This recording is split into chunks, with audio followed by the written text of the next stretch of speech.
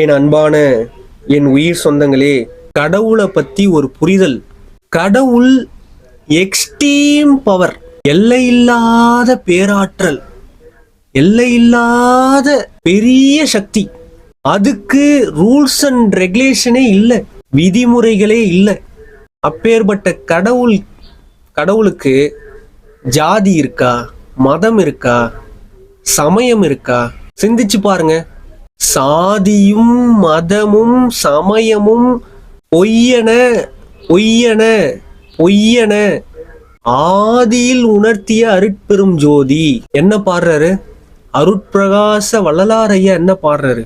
அது ஆதியிலே உணர்த்தப்பட்டு விட்டது. சாதி பொய், மதம் பொய், சமயம் பொய், இந்த வாழ்க்கையே பொய், இந்த மனித உடல் பொய், இந்த உலகமே பொய், மனைவி பொய், பிள்ளைகள் பொய், நம்ம சொந்தங்கள் பொய், நம் உறவுகள் பொய், நம் நண்பர்கள் பொய், காயமே இது பொய்யடா சிவ காற்றடித்த பையடா. நல்லா புரிஞ்சுக்கணும், நல்லா விளங்கிக்கணும். இங்க எல்லாமே பொய், எல்லாமே மாயை.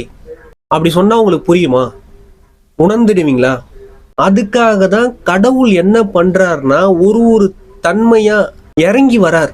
உங்களுக்கு தாயா வராரு, தகப்பனா வராரு, சகோதரியா வராரு, சகோதரனா வராரு, பெரியப்பாவா வராரு, பெரியம்மாவா வராரு, சித்தியா வராரு, சித்தப்பாவா வராரு, அண்ணனா வராரு, தம்பியா வராரு, இந்த உடலா வராரு, இந்த மனித உடலா வராரு. ஒரு படியா உங்களுக்கு குருவா வராரு, உங்களுக்கு மெய் குருவா வராரு, உங்களுக்கு வழிகாட்டியா வராரு, உங்களுக்கு சேவகனா வராரு, உங்களுக்கு தொண்டனா வராரு, உங்களுக்கு முதலாளியா வராரு, உங்களுக்கு தொழிலாளியா வராரு.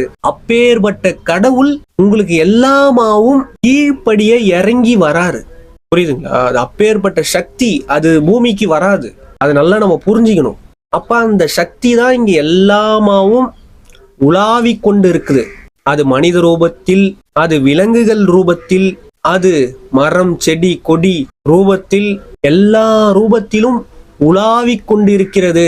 கடவுளோட பேராற்றல், பெரிய சக்தி, அளவில்லாத சக்தி, அடக்க முடியாத சக்தி உலாவி கொண்டிருக்கிறது. இதை நல்லா புரிஞ்சுக்கணும், நல்லா உள்வாங்கிக்கணும்.